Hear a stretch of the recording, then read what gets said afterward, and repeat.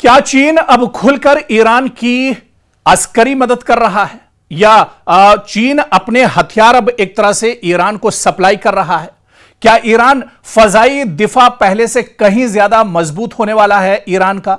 और अगर ऐसा हुआ तो क्या अमेरिका और इजराइल के लिए ईरान पर फजाई हमले पहले जैसे आसान नहीं रहेंगे? दरअसल ये वो सवालात हैं जो इस वक्त आलमी दिफाई हलकों और मशरिक़ वुस्ता की सियासत में सबसे ज्यादा जेर बहस है। ताजा रिपोर्ट्स के मुताबिक चंद जराए के हवाले से दावा किया गया है कि ईरान आइंदा चंद हफ्तों में चीन से जदीद कंधे पर रखकर चलाए जाने वाले फजाई दिफाई मिसाइल यानी जिसे मैन पैड्स कहा जाता है, यह दरअसल चीन से ईरान हासिल कर सकता है। अगर यह इत्तलात दुरुस्त साबित होती है तो यह ईरान की फजाई दिफाई सलाहियत में हालिया बरसों की अहम तरीन पेशरफ्त में से एक हो सकती है।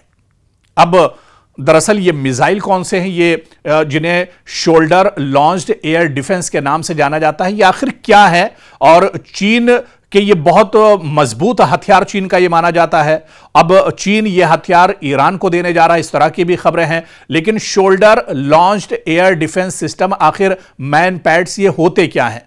आपको बताते चलें कि मैन पैड्स यानी shoulder launched air defence system जो हैं, जिन्हें एक या दो अहलकार बआसानी से अपने साथ ले जा सकते हैं। इसे कांधे पर रखकर एक तरह से चलाया जाता है। इनका बुनियादी मकसद कम बुलंदी पर परवाज करने वाले जंगी तैयारों, हेलीकॉप्टर्स, ड्रोन्स और बाज क्रूज मिसाइलों को निशाना बनाना होता है।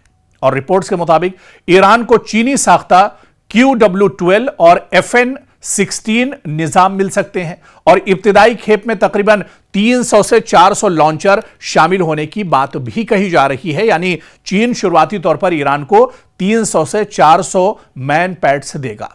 अब दरअसल हालिया महीनों में अमेरिका और इजराइल के साथ कशीदगी के दौरान ईरान के कई फौजी और स्ट्रेटेजिक मकामात को फजाई हमलों का सामना करना पड़ा है। इन वाकयात ने ईरान के फजाई दिफा में मौजूद बाज कमजोरियों को नुमाया किया है, जिसके बाद तेहरान अपनी दिफाई सलाहियत को मजीद मजबूत बनाने की कोशिश कर रहा है। और इधर चीन पहले ही ईरान का एक अहम माशी और सिफारती शराकतदार समझा जाता रहा है। इस पूरी लड़ाई में दो जो जंगें हुई, जब पहली लड़ाई इजराइल और अमेरिका के साथ ईरान की हुई या फिर अब अमेरिका के साथ ईरान की लड़ाई हो रही है, इसमें पीछे से पूरा सपोर्ट दरअसल ईरान के साथ चीन का रहा है। अगर यह दिफाई मुआहिदा अमली शक्ल इख्तियार करता है तो यह दोनों ममालिक के ताल्लुकात में मजीद गहराई की अलामत हो सकता है।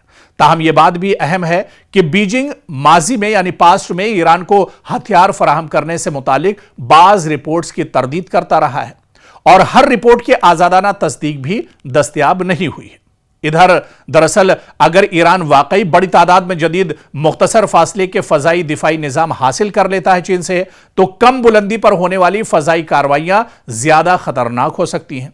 और इसका मतलब दरअसल यह नहीं कि ईरान नाकाबिले तस्खीर हो जाएगा, लेकिन फजाई हमलों की मंसूबाबंदी यकीनन ज्यादा पेचीदा हो सकती है। और जो छोटे छोटे हमले ईरान पर दरअसल होते हैं या नजदीक से जो हमले अमरीकी एयरक्राफ्ट, अमरीकी तैयारों के जरिए, अमरीकी ड्रोन या मिसाइल के जरिए होते हैं, बहुत नीचे से आकर अपने टारगेट को दरअसल वो निशाना बनाते हैं, उस वक्त ये जो शोल्डर लॉन्च पैड है, जो मिसाइल है, इसके जरिए से ईरान अमरीकी जो तैयारे हैं, अमरीकी जो मिसाइल या ड्रोन है, उनको निशाना बना सकते हैं।